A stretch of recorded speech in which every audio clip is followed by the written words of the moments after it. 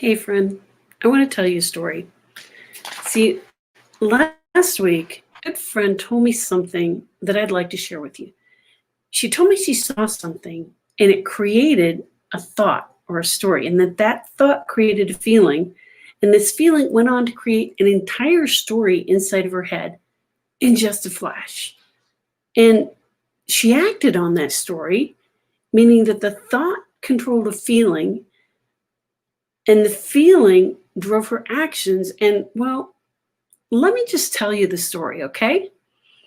Let's call my friend Sally. And no, that's not her real name. Sally was driving down the road and she passed a cemetery.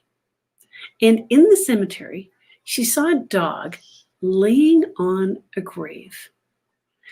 And this created an entire story in her head. And she became very sad. She thought, now in her mind, that the grave contained the owner of the dog. The dog was laying there grieving and mourning the loss of its owner. And she thought the dog had now become homeless and needed to be rescued. And that's just tragic, isn't it? So she acted on that. She turned her SUV around and she drove back to the cemetery. And as she's driving into the cemetery, this dog, or what she had thought was a dog, went dashing in front of her vehicle. And it was a coyote, which totally changed the story in her head, right? So now it's a coyote and it doesn't need rescued, and it's a totally different story in her head. And she's telling me about this. And then she winds her SUV through the cemetery until she can find a place to turn around. And as she does, she realizes that another car came into the cemetery and was looking around for the dog. And so in her mind, this other car had done the same thing and had the same revelation. No way of knowing whether any of that's true, right? So Sally is aware enough, she's awoke enough to know what she had done. She had made up a story and she had acted upon it. And when she told me this, it reminded me of a quote from Brooke Castillo. And some of you may listen to Brooke's podcast. But the quote is this: our thoughts control our feelings. Our feelings drive our actions, and our actions create our results. Let me say that again. Our thoughts control our feelings. Our feelings drive our actions, and our actions create our results. Powerful stuff, isn't it? Forgive me because I am going to refer to my notes from time to time, because this is going to be a little bit longer live than what I'm used to doing. And it's going to get into some heavy stuff. So if this resonates with you at all, let me know. I don't want to just have a dialogue with you. I want to actually talk to you while I'm here. So even if you're watching it live, let me know. If you're watching it on replay, say replay, and I will get back to you as quickly as I can to comment on this stuff. I may be tied up in a meeting and not, respond immediately, but I will get back to you. So let me know what your feelings are when you hear some of this. So like I said, Sally's she's aware of things. And when I told her about this quote from Brooke Castillo, she agreed, and she said that she's experienced the same sort of thing in her business. And I know she has on a number of on a number of occasions, because she tells me where she's gone into a business situation, and if she makes an effort to have really positive thoughts before the meeting, she comes out with more positive results. And she's given me example after example after example of this. So I just wanted to expound on that a little bit, especially right now with everything that we're going through. Now, some of you may be listening to this and may think that this is woo. This is not woo. This is physics. And I'm hoping my brother is watching so that he can tell us exactly what kind of physics. I think it's quantum physics, but I only took a year of physics in college, and it wasn't my forte. I only got a B in that.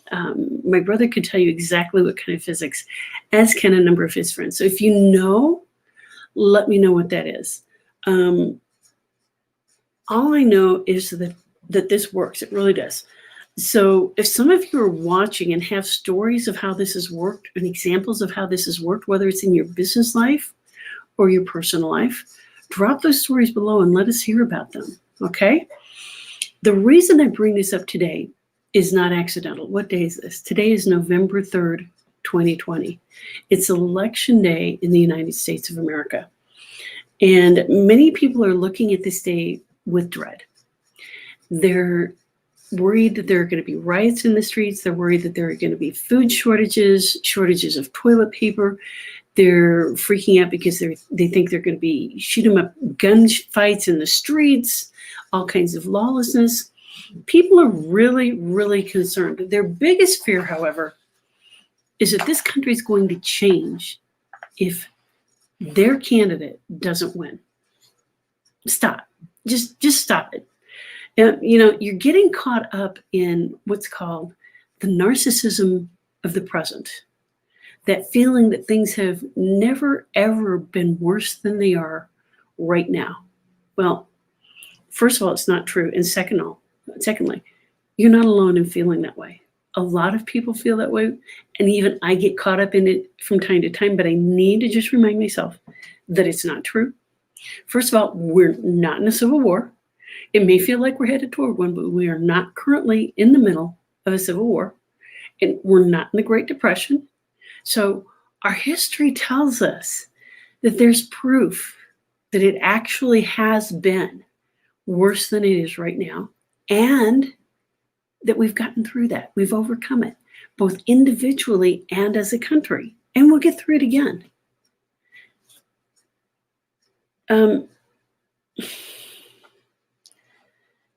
When we tell ourselves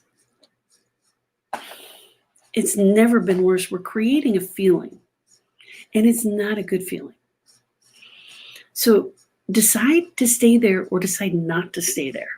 I recommend that you decide not to stay there. I mean, why would you want to stay there? It's icky. It's just, ugh. So decide not to stay there before that feeling drives you to an action, okay?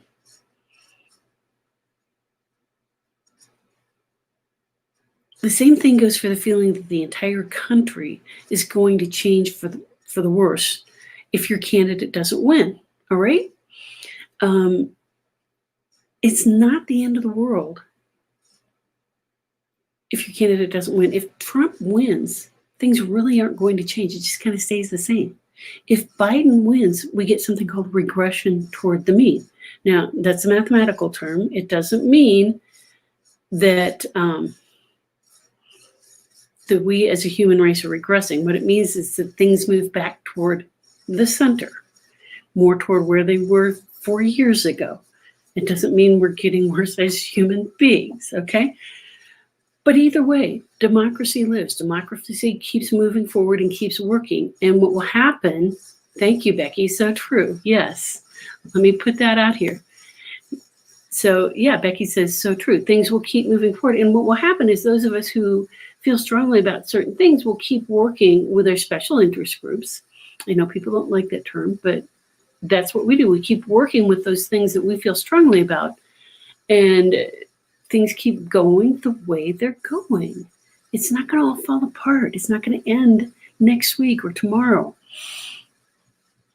So what I want to say is the story that you're telling yourself is creating a feeling. So let's try to get it to stop there before it drives you to an action or creates a result that may be violent or that you may otherwise regret down the road. So for me, the takeaway is simple. You are in control of your thoughts. Let me say that again. You are in control of your thoughts, okay? Now, this makes it really important to practice watching your mind think. Okay, yeah, no, it's not like that. Watching your mind think, okay? It's, if you find yourself thinking negative thoughts, then change. This is the basis of a lot of meditation. Change what you're thinking. Sounds impossible? It's not. It can be difficult, but it can actually be really, really simple.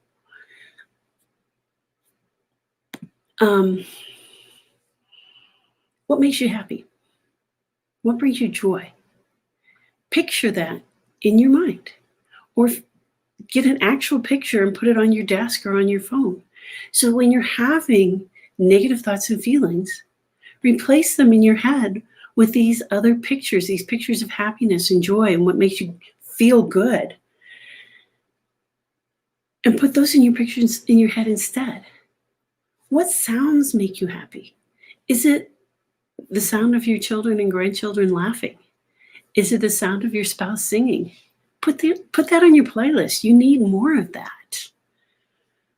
Then think about how you feel when you have happiness and joy or get excited. How does it make you feel at a visceral level?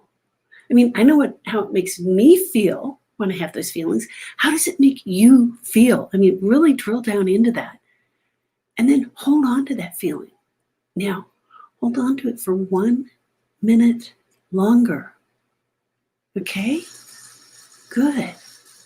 That's, meditate on those things. Get to where you can do those things when you're sitting at your desk, when that little blue spinning wheel is doing its thing. That's a great time to practice these things. Now remember what that feeling was when you have joy, when you have happiness, what it feels like viscerally.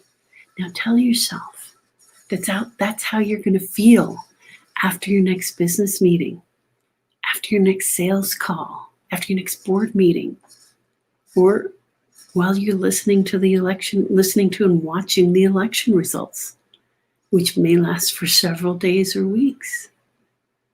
If any of this resonates with you, then let me know. Talk to me about it. Comment. Share the post. Whatever. But the most important thing is to remember that you got this. To remember that those friends you blocked, those neighbors that you keep staring at, are under just as much stress as you are. And remember that a rising tide raises all ships. America, we're going to get through this and we're going to be better for it.